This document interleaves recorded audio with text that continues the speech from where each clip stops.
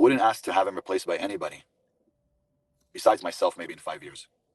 If anybody should become the prime minister of Israel in 5-7 years, be somebody like me. Right now I'm going to the movie industry. Like I was a stunt double for Steve Gutenberg in a movie called Corner. So they wanted me to do like a shot of me running with my butt cheeks hanging on the street. And they offered me a lot of money. Yeah, they offered me like $100K. Oh, well. And I said, oh, Okay, yeah, see. Oh, they wanted me to run on the street with my butt off. I think I was like Silver King. You fucking idiot! That's the man you were supposed to be!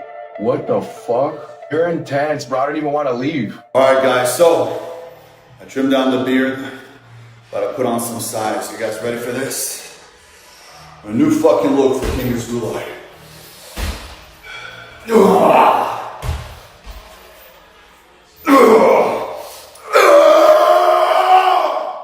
Ready to turn them down. Let me explain to you really quick why it's important to have your wings close to you. You see, when I do my cardio, I have my Rolls Royce right next to me. On the other side, I have my $10 million house.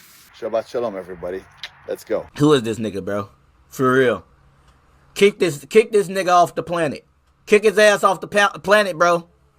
Kick him off the planet, bro. Something wrong with this nigga, bro. Well, guys, it looks like that we are somehow back here yet again with the wannabe king turned swole cow and the man in the AMU that can just not escape the number 15. Good old bend over Azoulay. And it has been around a week since the last time we covered good old bend over here. And he has been up to some really unique activities since then, where he has now not only found a new way for him to grift and to try to spread his message, but of course, returned to all of his usual shenanigans while doing so, and in turn just embarrassed the living shit out of himself. So with that being said, we're just gonna jump into this shit show of a week, just right out of the gate, and it basically started with him doing a lot of his usual content, like this right here, where he's claiming that he was running on the treadmill at full speed for some absurd amount of time, which would be a lot more believable if he was sweating at all, before going on a little rant about how he's the king and how a king is actually fucking made. Almost 100 minutes. 12.5 miles an hour. That's what makes me a fucking king. A king isn't born. A king is created. A king is in here. In here. Not the bullshit you see around. This is here. You want to be a king? Put in the work. You want to be a bitch? Keep doing what you're doing. I didn't get on the cardio for 100 minutes for no reason. You think I wanted to waste time? No.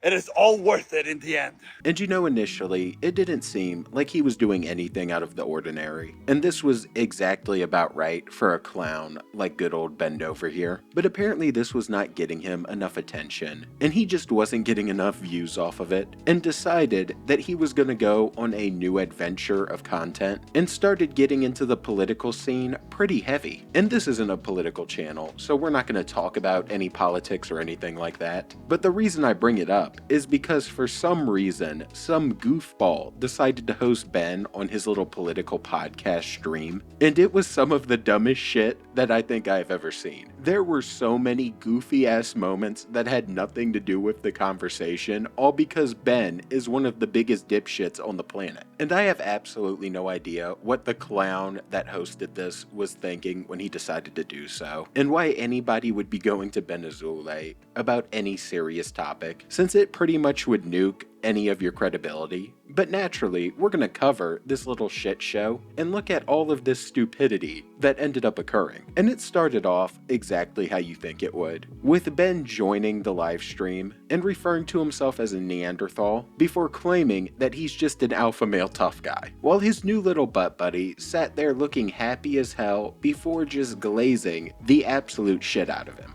What you would call probably a fucking Neanderthal. Oh, man. The guy, a masculine leader, you know, alpha male, is now probably called a Neanderthal. He's a successful businessman. He was a former bodybuilder. He's also into, martial arts, boxing. He has an upcoming fight coming up. But any questions? We have a Q&A. I mean, this is a stream also. It's not just a podcast. You guys can literally engage, talk. I mean, it's not just a one-way discussion. But now going into this, I want to just, he's not in character. No, he's not in character. But let me go down. We got a bunch of comments here. Popular guy here, King Azoulay, popular guy. One of my boys. I knew him when he was a pup. Now he's a big lion. You know, now I'm the pup. You know, my boy. You know, I knew him when he was I invested in a friendship early. You know, fortunately, I had a little. Now he's a very big guy. You know, I didn't know he was going to get this big. Actually, I always believed in him. So as you can clearly tell, we started with just some hardcore ego stroking, and I don't know who the other goober is, but he had the same habit of talking extremely slow, just like Bendover likes to do. So I'll be speeding this video up by 1.5x. Otherwise, the fucking thing would be like 40 minutes long. And after this little introduction, since he was stupid enough to bring Bendover on the podcast, you of course had people immediately just trying to troll the shit out of him and calling him out on all of his past bullshit. And his new little friend here immediately went to war for him, and basically just ended up glazing so hard that he essentially backed up the fact that he could have took on 40 guys at once in a fight. Hold on here. San says this guy claimed he took on 40 guys at once in a fight. I'm gonna let King Azoulay answer this, but I just want you guys to know I'm a somewhat big guy. He's actually a big guy in person. So he's not a little guy. I don't know if you guys think he's like this little twerp. King Azoulay is actually a pretty big fucking, you meet him, he looks like a little, like a special forces, Marines reconnaissance. Go ahead. Would you like to answer that? Yeah, of course. So anyway, this guy, he also doesn't have a photo. I said when I was 13 years old, I got jumped by 30, 40 guys and they didn't take me out, which means they didn't kill me. So that was the story, and that's the truth. I got jumped, by a bunch of fags who thought they were going to destroy me, but they didn't end up taking me out. So I went back home, had a little bit of blood, and that was it. And then he says, tell him to sign the contract. Okay, so this guy came from my First of all, me and Ali Soba are supposed. Ali Soba is that little guy. Ali Soba are supposed to have. He's jealous. I'm supposed to. This is the one. But he's the one I'm going to be having a boxing match with. We're still negotiating in the UAE with Misfits. So they're not looking to pay us big money. And we're not happy that Tate got 50 mil. And we're not going to get nearly as much. So as I am sure you can clearly tell, this guy was ready to get on his damn knees for Bendover. And this seems to be one of the dipshits that would end up paying for his courses, because he's fanboying out hard as a motherfucker. And it even involved moments of his own where he was trying to call people out for not having a real profile, and just ended up talking shit as well and looking goofy as hell. First of all, California King, I would love to know your identity. I mean, you got an American flag, you got this cartoon Anon account, like a coward, like a big fat sissy. You want to put your face up like a man, we could talk. All right. You're gonna hide like a little sissy, like a little pansy. All right. That's one thing. All right. You're gonna give a little bit of respect on this stream too, bro. So we not only had one fake tough guy, but apparently we had two. And this was just the beginning of the stream. We are just getting started with the pure and utter dipshittery. And after this, they ended up getting a comment from somebody who was clearly using a fake Ali Soba profile. And the reason I say that is on the stream, there was a comment from that very fake Ali Soba profile. And they actually ended up thinking that it was the real Ali Soba. And they got sidetracked once again, where Ben started calling Ali Soba a nice guy and trying to explain how calling someone a nice guy is somehow an insult. And this naturally led to him trying to promote their little boxing match again, where he was clearly delusional, and ended up going on this very goofy ass rant where he believed that a ton of people have been just waiting for them to fight, when we all know that that shit is probably not gonna happen, and thought that they were going to be able to make a ton of money off of it, when in reality, they are two old-ass unks who are going to be gassed after the first round. Yo, bro, guess who just joined the stream, bro? Ali Soba. Ali. Wow. Ali Soba, nice welcome. guy. He says, come on, Mr. Nice Guy. Yalla. Hey, man, I want to see you two fight. I want to see you two fight, man. You guys gonna go at it? What's going on, Ali? What's going on? You gonna fight my boy? It's my brother right here. It's my key, No disrespect, but I'm on Team Azoulay. Team Azoulay. No disrespect to you. I got a lot of love for the Lebanese, especially your women. Very beautiful women, delicious food, But I'm rocking with King Azoulay right now, bro. Ali is a nice guy. The meaning of nice is naive, clueless, stupid. That's why I told him, you're a nice guy. And that went extremely viral. So I decided right now I'm going to make shirts and sell them and say, not a nice guy. So I'll tell you, the organization that we're going to go with called Misfits, they are in Dubai. They also do fights out here in Vegas. But the thing is that they're not looking to pay us as much as we're supposed to get paid. If we're both going to fight, we're big influencers. This is going to be a great fight, 2 alpha males. It's going to bring a lot of views, a lot of money. I think we should be compensated in the right manner, right? Like, not just, hey, here's a few tens of thousands of dollars and you guys are going to make $20 million off of us. That doesn't make sense. So we've been in negotiations and we might just go off to another organization. You know what I mean? Everybody wants to see me fight. They've been wanting to see me fight for a very long time. Now people also want to see Ali fight. I think we're going to easily bring in $20 to $30 million just from this fight to them, to their pockets. I think we should be compensated accordingly. And I just want you to keep in mind, this was supposed to be some sort of political live stream, and it's just been filled with these goofy ass moments because Ben Azoulay is of course involved, and this was nowhere near the end. Because another thing that I noticed is that every time that Ben was trying to make any type of point, or was just trying to support himself with any type of credibility, he would just spam himself saying that he was in counterterrorism, and therefore he's experienced, and you just need to listen to him. And again, I don't give a shit about the politics of this, but it was just so damn goofy after we've seen him constantly debuffed and called out for this counterterrorism nonsense, and he's out here trying to use it as leverage and trying to use it as some sort of credibility. I've risked my life many times working in counterterrorism and traveling around the world to catch terrorists. I've risked my life. I've risked it numerous times. I've almost died. I was captured, gun to my head. I almost died multiple times. But I knew that my family was good here. I knew that I was doing it for the right cause. As much as they hide, we always know where they're at. We always know where they're at. And this is from somebody that was on the inside. We know where everybody's at. So look, I'm also an Israeli citizen, and I'm also an American citizen. I have dual citizenship. I have worked in counterterrorism. I did travel all around the world. I did take care of shit that people don't even want to hear about. I've been on both sides. And I can tell you this. Benjamin Netanyahu was doing the best job that anybody could do. I wouldn't ask to have him replaced by anybody, besides myself, maybe in 5 years. If anybody should become the prime minister of Israel in 5-7 years, be somebody like me. Somebody that has been around the world, has done the things that I've done, worked in counterterrorism, been an American citizen and an Israeli citizen, have done business worldwide, been through hell and back. And people that are very, very powerful, like myself and him, mentally. It's not just about physically, right? It's mentally so powerful that they can handle the stress that he goes through. He's been to war, he's seen death, he's seen killing. I've seen best friends die right next to me, head blown out. We see that shit and we continue life and we're okay. You need people like that in power.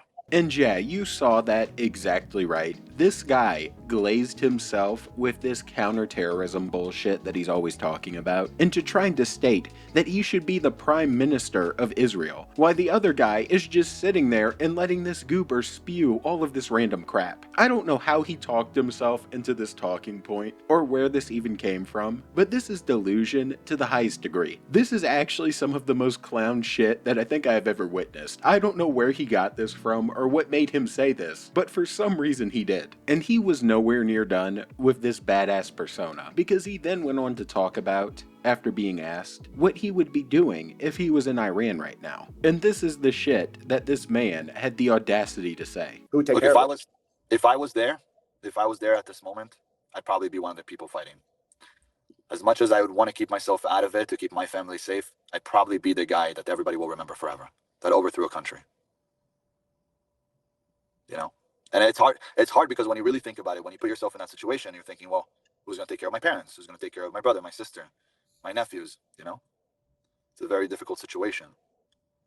But if I'll die a martyr, I guess in a sense, I'm doing it here because I get constant death threats for speaking the way that I speak, But my mother also gets like death threats. And I receive like death threats, letters coming to my office, things like that. Some people found out where my office is. So I moved in office. Told you I got a new place. So, it is what it is. I am risking my life. But at least I know that my family is good. They're left with money. They're good. Everybody's good. In that situation over there, it's like I know my family wouldn't be good. That's why it's so sad for them. Because they don't have weapons. They don't have artillery. They don't have what to fight with. I feel like I just want to come in there with weapons. Trump, let me go. I'll go to war. And there you fucking have it. If it was him there, he apparently would become known as the damn legend that overthrew a government. And he's basically dealing with a very similar thing here, where he's being martyred, which is just not the case whatsoever. All that's happened to him here is he's constantly lied and constantly made up things, and got exposed for a court case where it appears that he did some really heinous things. So this is just ridiculous, and I don't know where he gets the audacity to just be out here spouting off bullshit like this. But of course he ends it with stating that he wants Trump to send him over because he's ready for war. And after this, the podcast came to a goofy ass end where Bendover tries to plug all of his different accounts before having a few technical issues and just screwing with his camera nonstop while the other guy is trying to close out the stream. Listen, man, before we get out of here, any closing thoughts, man? And where can everyone find you? If anybody wants to find me, my name is King Azoulay. Anywhere on social media, King, and the last name is Azoulay, Azoulay. Pretty much I'm here for the people. I speak the truth and nothing but the truth. I say things that a lot of people say, oh, it's polarizing or it's controversial, but I just say the truth. I want to be more on X. I've never been on X before. I just started going on X in the last few days because I wanted to see more like raw content that you don't see on Instagram or TikTok or YouTube. You know, they share more crazy stuff on X. And matter of fact, I do like it, so I want to be on X as well. And if you need anything, reach out. I mentor men. That's what I do. Ben, if you could, man, please do a reply, man, with your X account so people could find you, man. You know. Other than that, the podcast is going to come out within the next. I can't hear you. And hope maybe next month I'm back in LA. I'd love to get lunch with you and your beautiful wife. Very nice girl, very nice lady. Other than that, thank you very much, guys, and have a good evening. Thank you, Ben. Enjoy dinner, man.